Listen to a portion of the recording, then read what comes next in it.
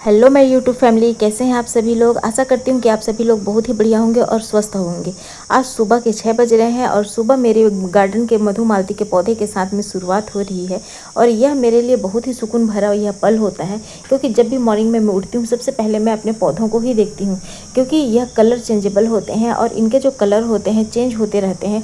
क्योंकि जब ये स्टार्टिंग में यह जब खिलते हैं तो यह वाइट कलर के होते हैं, फिर कुछ दिनों के बाद यह जो है वह पिंक कलर के होते हैं और फिर लास्ट में ये रेड कलर के होते हैं। तो मैं देखती रहती हूँ कि आखिर इसमें क्या क्या चेंजेस हो रहे हैं। जब मैं इसको लेकर आई थी नर्सरी से केवल 10 रुपये में, लेकिन अगर आप अदर मार्केट में ख़रीदेंगे या फिर अदर और शॉप से लोगे या अमेजन से लोगे तो यह आपको काफ़ी महंगे पड़ने वाले हैं, 150 से 200 रुपये। तो यह मेरे लिए तो बहुत ही सुकून भरा पल होता है कि मेरी मॉर्निंग होती है मेरे अपने गार्डन से, अपने मेरे पौधों से।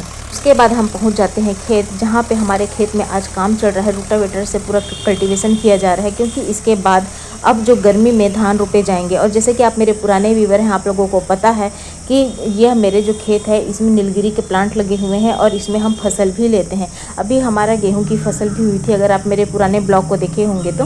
और इस तरीके से पूरा खेत बहुत ही अच्छे तरीके से हो गया है और उसके बाद इसमें पानी लगा दिया जाएगा। और जो अभी ये बीच में घास दिख रहे हैं यह फावड़ा से चलाना पड़ेगा, क्योंकि ट्रैक्टर पूरे खेत में नहीं चल सकता, क्योंकि पेड़ लगे हुए हैं। तो यही है, बहुत ध्यान से यह करना पड़ता है, क्योंकि हमको फसल भी लेने हैं। 1-2 साल तो हम फसल ले सकते हैं और उसके बाद देखेंगे कि कुछ इसमें अलग से फसल या फिर जैसे कि गुलाब है, टमाटर है, जो सब्जी है, इस तरीके से खेती किए जाएंगे। और जो ये बीच बीच में जो पौधे के बीच में जो गैप छूट जाएंगे जिसमें घास है, या तो उसमें घास मारने वाली दवाई डाल दिया जाएगा, जिससे कि जो ये घास है वह फिर से ना उपजे और खेती में जो फसल है उसको उपजाऊ बनाने में यह बहुत ही रोधक काम करते हैं। तो इसको बहुत ही अच्छे तरीके से इसको हटा दिया जाएगा, या फावड़े से या फिर दवाई मारकर। और इस तरीके से हम वापस पहुंच जाते हैं अपने घर। और घर में आज हमने मंगाया था रसगुल्ला, जो कि आज सभी लोगों को बहुत प्रिय है। और आज कुछ अलग से मीठा खाने का मन कर रहा था, तो बस मार्केट से मंगा लिए हैं। बनाना तो मुझे यह नहीं आता है, एक बार बनाई थी, ट्राई करी थी, लेकिन काफ़ी गड़बड़ बन गया था। तो फ्रेंड्स, और यह इवनिंग का वक्त है जिसमें मैं अपना तैयारी कर रही हूँ, लेकिन समझ नहीं आ रहा है कि मैं क्या करूँ। और इसमें यह है कि मैं अभी अगर टीजीटी पीजीटी का फिर से बुक खोल रही हूँ फ्रेंड, तो मुझे बिल्कुल भी पढ़ने का मन नहीं करता है। क्योंकि देखिए, अभी जितना भी अभी इस समय जो चल रहा है और अभी भी न्यूज़ यही सर्कुलेट हो रहा है कि हो सकता है कि अगस्त सितंबर में फिर से एग्ज़ाम नहीं होगा, शायद यह नवंबर दिसंबर में जाएगा। और जब इस तरीके से न्यूज़ आपके सामने होती है तो आप समझ सकते हैं कि हालत क्या होगी, है ना। और मैं सोच ही रही हूँ कि क्या मैं पढूँ, क्या करूँ, लेकिन फिर भी वही है कि मन नहीं मानता है। और फिर भी मैं अपनी बुक को मैं खोल के अभी बैठ जाती हूँ, पढ़ लेती हूँ। थोड़ा बहुत ही हो पा रहा है, ज़्यादा नहीं हो पा रहा है, मैं आपको क्लियरली बताऊँ तो। और मैं सोच रही हूँ, काफ़ी चीज़ें सोच रही हूँ, दिमाग में काफ़ी चीज़ें रन कर रही हैं कि एक पल को ये होता है मन में कि क्या अब बहुत हो गया, अब मैं थक चुकी हूँ, क्या मैं प्राइवेट स्कूल ज्वाइन कर लूँ। फिर सोचती हूँ कि अगर मैं प्राइवेट स्कूल ज्वाइन कर लेती हूँ, बीच में वैकेंसी आती है तो फिर वह भी मेरे हाथ से चला जाएगा। फिर मैं सोचती हूँ, मतलब कि इस तरीके से बहुत सारी चीज़ें माइंड में रन कर रहा है। और एक चीज़ और अभी हो रहा था फ्रेंड कि 2-3 दिनों से मेरे ब्लॉग भी नहीं आ रहे थे, क्योंकि मेरे को ऐसा फील हो रहा है कि अंदर से कि जैसे मेरे को ना ऑक्सीजन की कमी इस टाइप से फील हो रही है, सांस लेने में थोड़ी दिक्कत सी हो रही है। अब पता नहीं क्यों कि ये गर्मी का मौसम मतलब कि ज़्यादा बढ़ गया है, गर्मी की वजह से है कि क्या है, मेरे को नहीं समझ आ रहा है। लेकिन यह मुझे ठंड के समय में भी थोड़ा थोड़ा मुझे फील हो रहा था, और अब ये गर्मी के समय में भी थोड़ा ज़्यादा सफोकेशन सा फील होता है, सांस सी भरने लगती है। हो सकता है कि इसके कुछ और रीज़न हो, अब देखेंगे कि क्या होता है। सोच रही हूँ कि डॉक्टर को एक बार दिखलवा दूँ। अगर आप लोगों के साथ इस तरीके से किसी को होता है या फिर घर में आपके किसी फैमिली मेम्बर्स को होता है, तो प्लीज़ आप लोग मुझे बताइएगा कि इसके लिए मुझे क्या करना चाहिए। और मैंने योगा भी स्टार्ट किया हुआ है अभी, तो जो सांस का रिदम बढ़ाने वाला योगा है वो मैं भी सर्च करूँगी। वैसे तो मैं केवल अभी प्राणायाम और लोम अनुलोम ही कर रही हूँ, स्टार्टिंग करी हूँ अभी 3-4 दिनों से, क्योंकि मॉर्निंग का वक्त होता है, बहुत ही अच्छा होता है।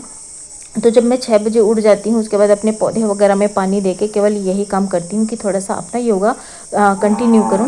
और देखते हैं फिर क्या होता है फ्रेंड। हो सकता है कि जिस तरीके से मुझे कई लोगों ने बोला कि हो सकता है कि यह एंजाइटी की वजह से है, लेकिन देखिए एंजाइटी तो ये तो लाइफ में अप डाउन चलते ही रहता है। ज़िंदगी का कोई भरोसा भी नहीं है दोस्त, क्योंकि देखिए ज़िंदगी अभी हम लोगों ने हमारे सामने अभी प्रेजेंट में अभी देखिए 12 जून को इतनी बड़ी दुर्घटना हो गई, जो विमान हादसा हुआ है ना। आराम से आप कितने हैप्पी मोमेंट में रहते हैं, कितना अच्छा से आप रहते हैं, और फिर सडनली से अचानक से इस तरीके से देखने को सुनने को मिलता है ना। हमारी लाइफ मतलब कि हम अपने लाइफ पे हमारा कंट्रोल नहीं है, सब ऊपर वाले के हाथ में है। जो वह चाहते हैं वही होगा। इसीलिए जो आज आपका प्रेजेंट टाइम है उसको आप लोग हंसो, जियो और खूब मन भर के अपने आप को टाइम दो। मैं यही बोलती हूँ। और जिस तरीके से जो सिचुएशन चलता रहता है, आप लोग उसके जो फ्लो है उसमें ही चलते जाइए। और हमारा काम है पढ़ाई का, तो हम केवल पढ़ते रहेंगे और यह छूटने वाला तो है नहीं हमारा। और मेरे को एंजाइटी मुझे उस तरीके से तो बिल्कुल भी नहीं है, क्लियरली बताऊं तो, कि हाँ एग्ज़ाम पोस्टपोन हो गया। टेंशन ज़रूर होता है कि अगर टाइम से अगर एग्ज़ाम हो जाता तो हम अपना नेक्स्ट टारगेट फिर से हम अपना बना पाते हैं, लेकिन हम एक ही चीज़ में फंसे हुए हैं और उस चीज़ से हम निकल ही नहीं पा रहे हैं। और अगर इसके कंपैरिजन में अगर और भी एग्ज़ाम देखा जाए हमारे सामने में, तो अब जैसे कि वो अभी सर्वोदय विद्यालय वाला है, जो कि मतलब कि प्राइवेट टाइप का कुछ होता है, गवर्नमेंट की स्कीम तो नहीं होती है, संविदा वाली होती है। तो मन नहीं करता कि इस तरीके से मैं भी जाएं, क्योंकि मन ये होता है कि बिल्कुल ही जो होते हैं गवर्नमेंट एग्ज़ाम की तैयारी करें, उसमें ही जाएं। इस तरीके से एक मन बना हुआ है, और पता नहीं क्यों संविदा वाले में मन नहीं करता। और एक तो ऊपर से उसमें सीट और भी बहुत ही कम ही रहती है, और समझ नहीं आता कि कुछ वैकेंसी आए तो हम उसकी तैयारी करें और जी जान से उसके लिए मेहनत करें, लेकिन वह चीज़ हमारे हाथ में नहीं है। अब यह यूपी गवर्नमेंट के हाथ में है, नया शिक्षा आयोग के हाथ में है ना। तो नया शिक्षा आयोग ही अच्छा रहा ना, मेरे लिए पुराना ही शिक्षा आयोग अच्छा रहा। अब देखते हैं कि नेक्स्ट क्या किया जाएगा। और अभी बीपीएससी 4.0 भी आने वाला है करके बोल रहे हैं, तो देखते हैं कि उसकी तैयारी कैसे किया जाए। और सीटेट जुलाई में भी होने वाला था ना, तो सीटेट भी नहीं आया है। सोचे कि एक पढ़ाई का एक रिदम बनाने वाला एक सीटेट ही तो है, जहाँ से मैंने अपनी स्टार्टिंग किया था। मैं अपनी बात बता रही हूँ। और सीटेट एक ऐसा एग्ज़ाम है जो कि चलिए वो केवल क्या बोलना चाहिए कि पैसे तो लेते हैं और एग्ज़ाम करवाते रहते हैं, साल में 2 बार एग्ज़ाम होता है। उससे हमको यह पता चल जाता है कि हाँ हम कितने गहरे पानी में हैं। वैसे तो उससे सरकारी नौकरी तो मिलने वाली है नहीं, लेकिन फिर भी ये पता रहता है कि हाँ हमारा जो कैपेसिटी है वह बहुत ही अच्छी है, हम पढ़ाई में बहुत अच्छे हैं। यह चीज़ केवल वह हमको एक डायरेक्शन देता है। तो चलिए कोई बात नहीं, सीटेट सेकेंड पेपर में फिर से इस बार अगर आता है नवंबर दिसंबर में, तो फिर से मैं ट्राई करूँगी। तो आज के लिए बस इतना ही फ्रेंड।